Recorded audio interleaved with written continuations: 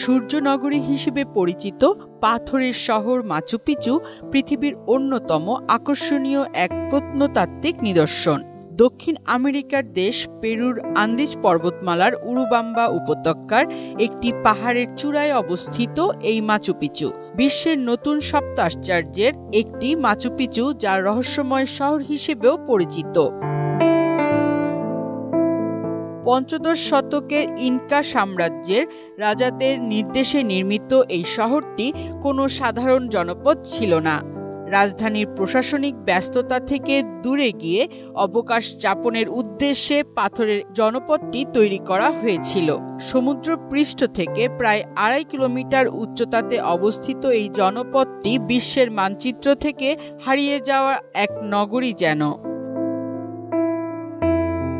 ১৬ শতকের পর থেকে স্প্যানিশরা ইনকা সভ্যতার অঞ্চলগুলো দখল করতে থাকে, কিন্তু তারা তখন পর্যন্ত মাচু পিচু সম্পর্কে কিছুই জানত না।